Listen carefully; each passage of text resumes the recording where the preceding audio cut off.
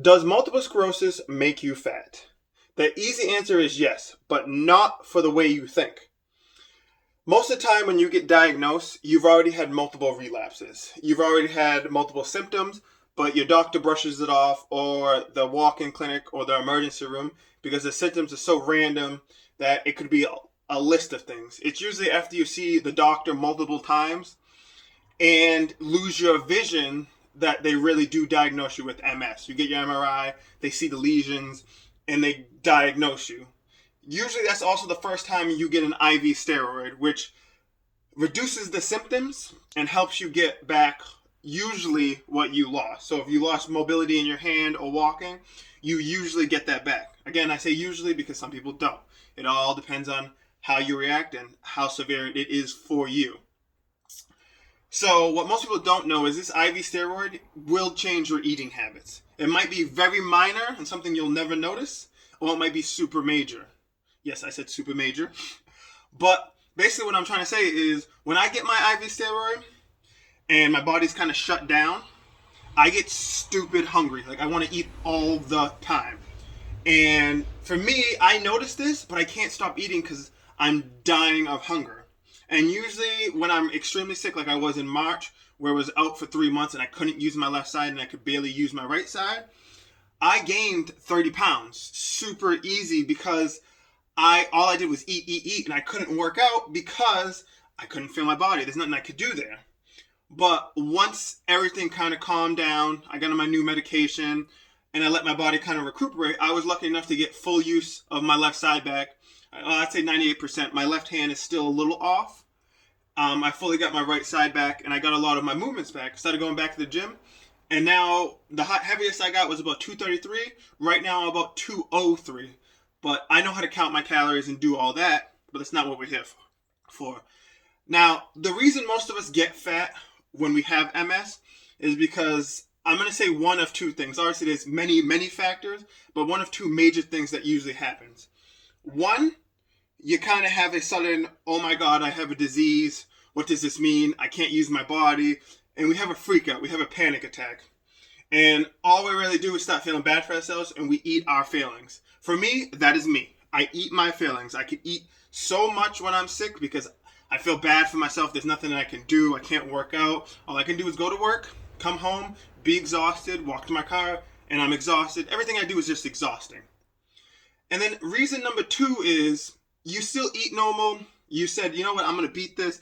You're motivated and all that, but you're still eating like crap. You're still doing things like you normally would do. But the problem is you're not normal anymore. So what I mean by that is, let's say you still are going to the gym, but all of a sudden what you don't know is usually you go to the gym for an hour and you get an intense workout and you're sweating, you can barely breathe, you are burning calories at an extreme rate. You are eating what you want, you're doing what you want. What you don't notice is when you have a relapse, you can't get the same vigorous exercise. So let's say you're burning 500 calories per workout and you work out 5 days a week. That is 2,500 calories you are burning. But let's say when you're relapsing, your workouts are still an hour, but they're not as vigorous. All of a sudden, you're only burning 100 calories. You went from burning 2,500 calories each week to burning 500 total calories. So as you eat and eat like normal, you gain weight because you're not burning off that extra 2,000 calories. So you've literally done nothing, but all of a sudden you're gaining weight. And you don't notice until it really hits you. And you're like, how did I gain so much weight in so few time? Yes, I know that's not proper grammar, but you get what I'm saying. It's your MS making you fat, but not the MS itself. It's you're not doing what you normally do. So either you're eating your feelings or you're doing everything normal and you're trying to live with this disease and you're just not doing anything as efficient. So when you come back or your body starts feeling normal, all of a sudden you stop eating your feelings and you start losing weight again. Or you still eat the same and all of a sudden you start losing weight again and you have no idea what's going on. It's because you have to understand one of those two main points. So for me, I eat my feelings like crazy. So I can go from being 195 to shooting up to 230 to 250. Yes, the heaviest I've ever been is 255. I hold 255 well, but the difference is, are you more fat or are you more muscle? So for me, the last since March, let's see, we're in September, so 6 months. I was out 3 months because I lost complete use of my left side where I could wiggle it around, but I could not use my left hand. I could barely move my left arm, and I had to drag my left leg around. And then about 2 weeks after that, I lost feeling in my right side where I could still use it, but I could not coordinate myself whatsoever. So I stopped going to the gym, and I started eating. And I went from 195 to 233, the heaviest I got. I got a new neurologist because mine retired, and we did a peg test where you have about 12 holes, and you have little pegs you have to pick up. But the mobility and coordination in my hands were awful. I could barely do it with my left hand. I think I got it done in like almost 3 minutes with my left hand and about almost 2 minutes with my right hand. Now I could probably do that in about 30 seconds, give or take.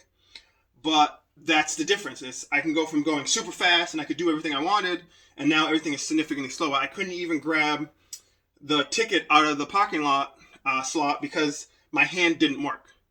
So obviously I can't go to the gym. I couldn't deadlift my 600 pounds. I couldn't squat my 500 pounds. And I could not bench my 300 pounds. Hell, I could barely do a push-up and I could barely stand up. But I was still eating the way I normally eat. Now that just added up. And after about 2 months, I had gained 35 plus pounds. And I knew something was wrong because I felt sluggish. I felt weak. And obviously my MS is going to contribute to that. But I know myself. So eventually I get to a point where I go, shit, I need to start working out again. Regardless of how minor that is, get moving. But I also start counting my calories, start cutting things out that I know you shouldn't be eating those cookies, you shouldn't be eating that ice cream. Because I know right there, that will help me lose 5 to 10 pounds. So I started doing that, lost 10 pounds easy. So I went from 233 to 223. But this is me understanding my MS, understanding that I eat my feelings. And once I really started working out again, it was really, really easy for me to shed the pounds. I shouldn't say extremely easy, because obviously I have to cut my calories. So right now I'm eating about 2,093 calories a day to make my weight class for comp, which is, I'll make 181 for December. But I still eat healthy, and I'm still training just as hard. But I understand that maybe tomorrow I relapse, or maybe something happens. But that's what I have to start understanding is my MS is making me fat because consciously I let myself get that bad. That's what you have to understand is your MS is responsible for your personality because also it's going to change once you get diagnosed. Once you start having relapses and saying, I can't do this again. I can't do it again and again. Or why me? Or this is my fault. Or this is my parents' fault because this is genetic. It's just hard. It's really hard to deal with on the inside, and all of a sudden your personality changes. You go from a real extrovert to an introvert. You don't talk to people. You don't go out as much. You don't do as many things. And all of a sudden, this is like an endless snowball effect. You're going down that mountain. You're gaining speed. And sometimes you get stuck there. Sometimes for weeks. Sometimes for months. And unfortunately for some of us, we don't get what we lose back. Some people will lose their left hand and never get it back. Or lose the ability to walk and never get it back. And yes, there's research and they say, you do this stem cell, you do this. But a lot of people don't get it back. But for the ones that do, and even for the ones that don't, you need to keep going. You need to keep pushing forward and understand that. I have plenty of Instagram followers that are in wheelchairs. But instead of feeling bad for themselves, they still go to the gym. And they do what they can with their upper body. And they do some leg movements that they can still do to make sure they stay in, as best as they can, in their wheelchair. So they don't get too heavy.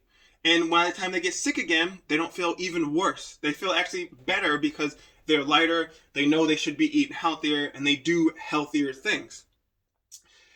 For the people that can be moving, they go back to their old routine, they feel good again. But it's when you hit that wall and you get sick again that you have to understand that, okay, I'm sick. This is when you need to focus on your diet even more.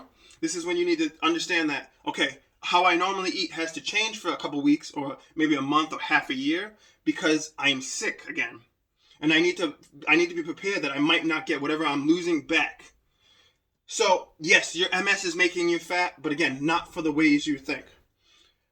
And it's because of all this that in the next couple months, maybe by the end of the year, maybe before, I think I'm going to start training a lot of people with MS. I want to work out pricing and doing all this because I know we're all dirt poor. I'm dirt poor. I barely made it by my whole life. I'm 27, but I started understanding all this the more and more I started relapsing, the more and more I had doctors tell me you can't you can't do that, or you shouldn't do that, or this is what you should eat, this is what you shouldn't eat. I have plenty of people with MS that say, oh, you should be vegan, or somebody that says, oh no, you need to go to the gym less, or you shouldn't lift as heavy. And I want to start helping people start understanding themselves, understanding what you can and can't do. So I'm hoping to make this dirt cheap for everyone, maybe like $20 a week or $10 a week. I don't know. I'll figure it out. And my goal is, by the time I die, to train as many people with MS. At this point, when I die, I hope there's a cure already. But if there's not, train as many people with my MS to better themselves. And that way, maybe they can pass their knowledge on and help other people with this disease understand how to stay healthy and be as efficient as you possibly can. Because I'm sick of a lot of people lying about having a disease so they can make money off of it, or lying about what you should and shouldn't do. I want to teach you what you should and shouldn't do. And I want you to start understanding who you are as a person. Understand that you might never beat this disease, but hell, doesn't mean you can't try. So I'll stop posting more. And if you guys ask me comments in my, if you guys comment down below, or go to my Instagram and comment there, or ask me in my DMs to make a video on something, I'll be glad to do that. I have time. I'm getting more and more motivated since I started training again. I'm happy to be back, almost under 200 pounds again. So let me know what you need, and I'll do my best to help. I don't have answers for everything, and I won't have answers for a lot of things, but it doesn't mean we can't work together to find a solution for you, or the closest we can to it. So I hope you all have a great, I think today's Tuesday, Wednesday, it's one of the 2 days, and let's do this together. Let's help you understand yourself, and let's stop looking at all these Instagram and YouTubers that are just trying to make money off of you, and start helping you make money off yourself.